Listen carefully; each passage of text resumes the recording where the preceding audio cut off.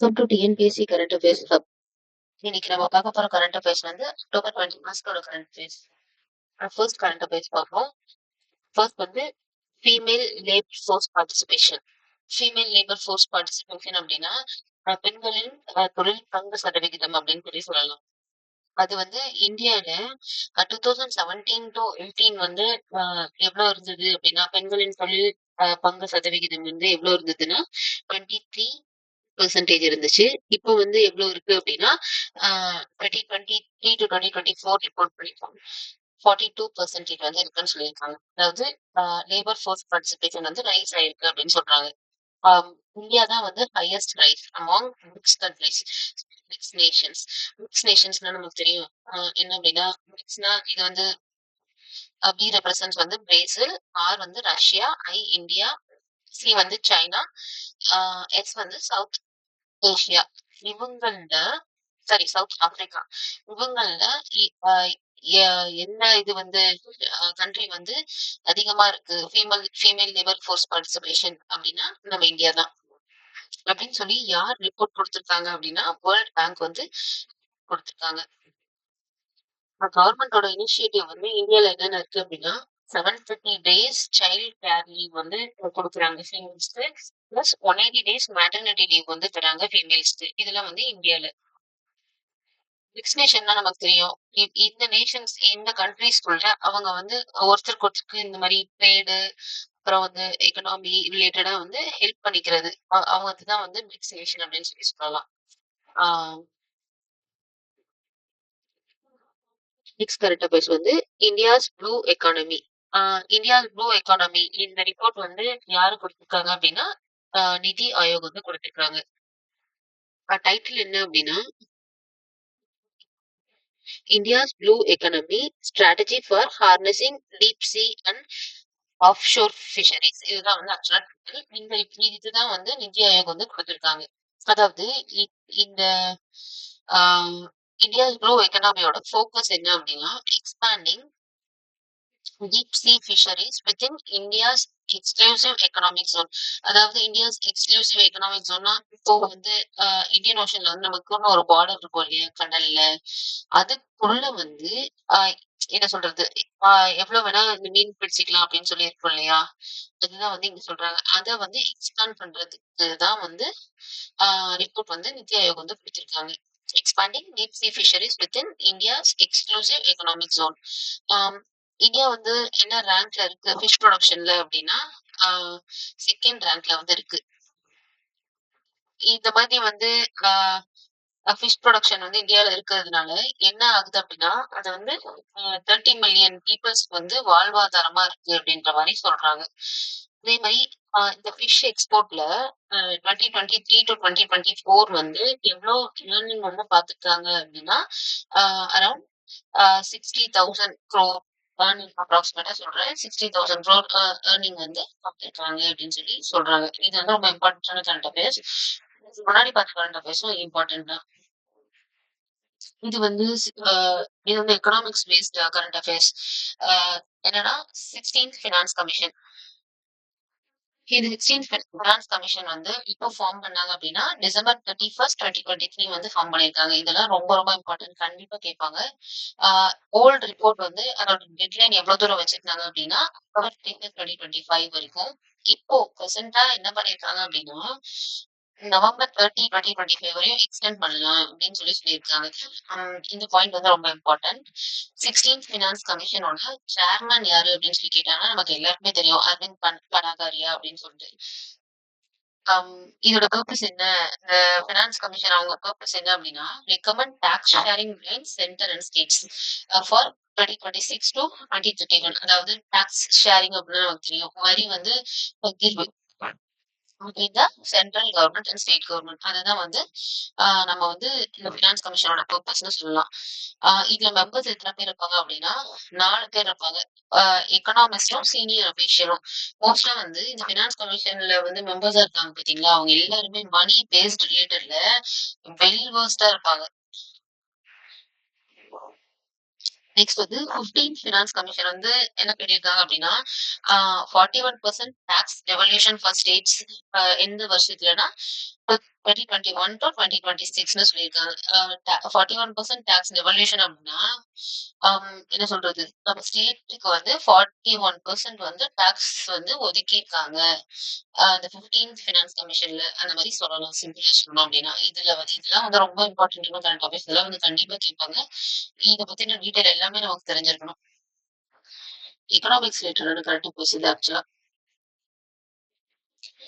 இதுவும் இம்பார்ட்டன்டான current affairs தான். Right to information act. இது வந்து பாலிட்டி பேஸ்ட் கரண்ட் அஃபேர்ஸ். ஆம் ரைட் டு இன்ஃபர்மேஷன் ஆக்ட் அப்டின்னா, தகவல் அறியும் உரிமை சட்டம்னு சொல்லுவாங்க. அதுதான். இது வந்து எப்ப இம்ப்ளிமெண்ட் பண்ணியிருக்காங்க அப்டின்னா, 2005ல இப்போ பிரசென்ட்டா என்னன்னா 20 இயர்ஸ் வந்து கம்ப்ளீட் ஆயிருச்சு. இது இம்ப்ளிமெண்ட் ஆயிட்டு அப்டின்னு சொல்லி சொல்றாங்க. இது எப்போ எனாக்ட் பண்ணியிருக்காங்கன்னா, அக்டோபர் 12 ஆ 2005 வந்து எனாக்ட் பண்ணியிருக்காங்க. இதோட இந்த ரைட் டு இன்ஃபர்மேஷன் ஆக்டோட பர்ப்பஸ் என்ன அப்டின்னா, transparency and accountability in government. கவர்ன்மெண்ட்ல வந்து இந்த மாரி டிரான்ஸ்பரன்ட்டா இருக்கணும். ஆ அப்புறம் பொறுப்புணர்வோட இருக்கணும்னு சொல்லலாம். அதுதான் வந்து இதோட பர்ப்பஸ் அப்படின்னு சொல்லி சொல்றாங்க. இந்த இன்ஃபர்மேஷன் ஆக்ட் எங்க ஒரிஜினேட் ஆச்சுன்னா, 1990ஸ்ல ராஜஸ்தான்ல ஒரிஜினேட் ஆச்சு. என்ன மூவ்மெண்ட்னா, என்கேஎஸ் மூவ்மெண்ட் மூலமா ஒரிஜினேட் ஆச்சுன்னு சொல்லி சொல்றாங்க. இது வந்து அ எப்ப வந்து தேசிய சட்டமா ஆச்சு அப்படின்னா, மே 12, 2005. இது எல்லா பாயிண்ட்டுமே நமக்கு ரொம்ப ரொம்ப இம்பார்ட்டன்ட். கண்டிப்பா தெரிஞ்சிருக்கணும். இது எந்த ஆர்டிக்கல்ல இதுல வருது அப்படின்னா, ஆர்டிக்கிள் 19ல வருது. எந்த இதுல வருது அப்படின்னா, freedom of speech and expression அதோட ஒரு பார்ட் தான் இந்த ரைட் டு இன்ஃபர்மேஷன் அப்படின்னு சொல்லி சொல்லலாம். இது வந்து பாலிட்டி பேஸ்ட் கரண்ட் அஃபேர்ஸ் ரொம்ப இம்பார்ட்டன்ட். கண்டிப்பா எல்லா பாயிண்ட்ஸுமே தெரிஞ்சிருக்கணும். நெக்ஸ்ட் வந்து கமர்ஷியல் வேஸ்ட் இன் ரோட் கன்ஸ்ட்ரக்ஷன்ஸ். இப்போ வந்து நம்ம ரோட் கன்ஸ்ட்ரக்ட் பண்றாங்கல்ல, அதுலலாம் வந்து முனிசிபல் வேஸ்ட் வந்து யூஸ் பண்ண ஆரம்பிச்சுட்டாங்க. மோஸ்ட் மோஸ்ட்டா வந்து இந்த ஜாப்பனீஸ் தான் வந்து இந்த மாதிரிலாம் பண்ணுவாங்க. இப்போ நம்ம இந்தியாலயும் வந்து இதெல்லாம் வந்து பண்ண ஆரம்பிச்சுட்டாங்க. என்ன கோல் அப்டின்னா, use of all municipal waste for roads by 2027. Municipal waste அப்டின்னா ஒண்ணும் இல்ல. நம்ம வீட்ல இருக்குல்ல, இந்த வேஸ்ட்டு பிளஸ் ஸ்கூல்ஸ்ல அ வேஸ்ட் பண்ணுவாங்க. அது ஸ்ட்ரீட்ஸ்ல இருக்கிற அந்த குப்பை, அந்த மாரிலாம் அதெல்லாம் தான் வந்து முனிசிபல் வேஸ்ட்ன்னு நம்ம சொல்றோம். அதாவது எவ்வளோ யூஸ் பண்ணியிருக்காங்க இதுவரைக்கும்னா, 80 லேக் டன்ஸ் வந்து யூஸ் பண்ணியிருக்காங்க. எதுக்காகன்னா, ரோட் கன்ஸ்ட்ரக்ஷனுக்காக. அஹ்மதாபாத் டூ புனேல வந்து எவ்வளோ அ அ டன்ஸ் யூஸ் பண்ணியிருக்காங்க ரோட் கன்ஸ்ட்ரக்ட் பண்ணனா, 25 லேக் டன்ஸ் வந்து யூஸ் பண்ணியிருக்காங்க. இதே மும்பை டூ டெல்லி வந்து ரோட் கன்ஸ்ட்ரக்ட் பண்ண எவ்வளோ யூஸ் பண்ணியிருக்காங்கன்னா, 40 லேக் டன்ஸ் யூஸ் பண்ணியிருக்காங்க. எப்படி பில்ட் பண்றாங்க அப்படின்னா, build road using bio bitumen from livestock waste. Livestock waste மூலமா ஆ ரோடு வந்து அ பயோ பிட்டுமன் அப்படிங்கிறதுல வந்து ரோட வந்து பில்ட் பண்றதா சொல்லியிருக்காங்க. இது என்னென்ன தெரிஞ்சிருக்கணும் அப்படின்னா, ஆ இந்த இந்த point build road using bio bitumen from livestock waste இது தெரிஞ்சிருக்கணும். Ahmedabad to Pune and Mumbai to Delhi இது தெரிஞ்சிருக்கணும். அப்புறம் இந்த ரோட் கன்ஸ்ட்ரக்ஷன்ல அந்த முனிசிபல் வேஸ்ட் அது வந்து எப்பக்குள்ள வந்து பண்ணி முடிக்கலாம் அப்படின்ற மாரி சொல்லியிருக்காங்கன்னா 2027 அது வந்து நமக்கு தெரிஞ்சிருக்கும். இந்த 3 பாயிண்ட்டும் ரொம்ப ரொம்ப இம்பார்ட்டன்ட்.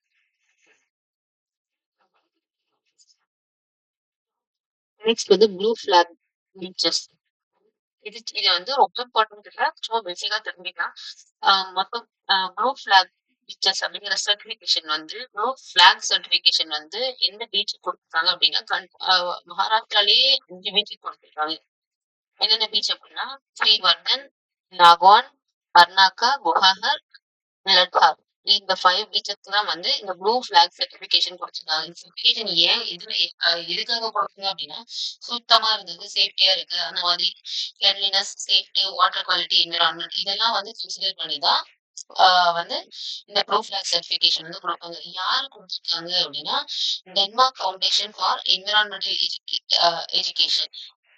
இது வந்து என்ன பேசிஸ் கரண்ட் அஃபேர்ஸ் அப்படின்னா, என்விரான்மென்ட் ரிலேட்டட் கரண்ட் அஃபேர்ஸ்ன்னு நம்ம சொல்லலாம். தெரிஞ்சுக்கலாம். ஜஸ்ட் நம்ம வந்து என்ன ப்ளூ ஃபிளாக் சர்டிஃபிகேஷன் வந்து எந்த ஸ்டேட்டுக்கு வந்து குடுத்துருக்காங்க, எத்தன பீச் குடுத்துருக்காங்க. இந்த பாயிண்ட் வந்து தெரிஞ்சா போதும். நெக்ஸ்ட் கரண்ட் அஃபேர்ஸ் வந்து QR code traffic challan kiosk. Kiosk அப்படின்னா ஒண்ணும் இல்ல. ஆ என்ன சொல்லலாம் அப்படின்னா, கியாஸ்க்னா மெஷின்னு சொல்லலாம்.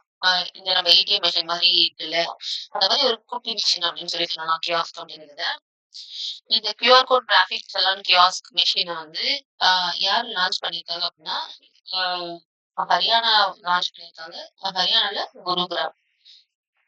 இதுதான் வந்து India's first QR based digital kiosk for challan payment. இப்ப நம்ம டிராஃபிக் ரூல்ஸ்லாம் வயலேட் பண்ணிட்டோம் அப்படின்னா, நம்ம வந்து என்ன சொல்றது? சிக்னல்ல நிக்காம போறது இதெல்லாம் வயலேஷன் தானே. அதுக்கெல்லாம் நம்ம வந்து போலீஸ் பிடிச்சாங்கன்னா ஃபைன் கட்டணும். கரெக்ட்டா? அந்த ஃபைன் வந்து எப்படி பே பண்ணிக்கலாம் அப்படின்னா, வெஹிக்கிள் நம்பரும், கியூஆர் கோட் மட்டும் இருந்தா பே பண்ணிக்கலாம். அதுதான் வந்து இந்த அ குருகிராம், ஹரியானா அங்க வந்து ஃபைன் பண்ணியிருக்காங்க. என்ன அப்படின்னா, no payment for challans over 90 days in court. அதாவது அ என்ன சொல்றது? இப்போ டிராஃபிக் ரூல்ஸ் வயலேட் பண்ணி ஒரு 90 டேஸ் ஆயிடுச்சுன்னு வச்சுக்கோங்களேன். அந்த செலான் அந்த பெனால்டி நம்ம பே பண்ணல அப்படின்னா, அதுக்கெல்லாம் வந்துட்டு இந்த QR code traffic challan kiosk வந்து யூஸ் ஆகாது அப்படின்ற மாரி சொல்றாங்க. நெக்ஸ்ட் வந்து இந்த அ QR code traffic challan kiosk வந்து அ யாரு டெவலப் பண்ணாங்க அப்படின்னா, குருகிராம் போலீஸ் பிளஸ் ஜிஎம்டிஏ. ஜிஎம்டிஏன்னா குருகிராம் மெட்ரோபாலிட்டன் டெவலப்மென்ட் அத்தாரிட்டி இவங்க தான் வந்து டெவலப் பண்ணியிருக்காங்க. இதுல வந்து என்னென்ன பாயிண்ட் நமக்கு தெரிஞ்சிருக்கணும் அப்படின்னா, லான்ச்டு பை குருகிராம், ஹரியானா. இது இதான் இந்தியாஸ் ஃபர்ஸ்ட் கியூஆர் பேஸ்ட் இது தெரிஞ்சிருக்கணும். அப்புறம் டிரைவர்ஸ் வந்து வெஹிக்கிள் நம்பரும் கியூஆர் கோட் மட்டும் இருந்தா பெனால்டி பே பண்ணிட்டு போயிட்டே இருக்கலாம். அது தெரிஞ்சிருக்கணும்.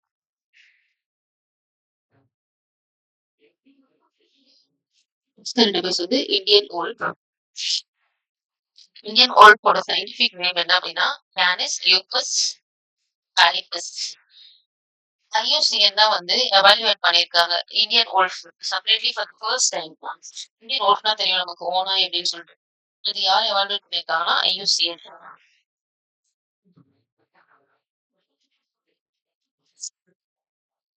நெக்ஸ்ட் வந்து ஆஹ் இந்த கேனஸ் ஸ்பீஸ் அப்படிங்கிற ஜீனஸ்ல இருந்து இந்த இந்தியன் ஓல்ஃபோட ஸ்பீசிஸ் வந்து டிஸ்டிங் ஸ்பீசிஸ்னு சொல்லி சொல்றாங்க. அதாவது தனியா தெரியுது அப்படின்னு சொல்லலாம். டிஸ்டிங் ஸ்பீசிஸ்னா தனியா இருக்கு. இந்த கேனஸ் அப்படிங்கிற ஜீனஸ்ல இந்த இந்தியன் ஓல்ஃபுங்கிறது தனியா தெரியுது அப்படின்னு சொல்லி சொல்லலாம். ஓல்ஃப்னா நமக்கு தெரியும் ஓநாயின்னு சொல்லிட்டு.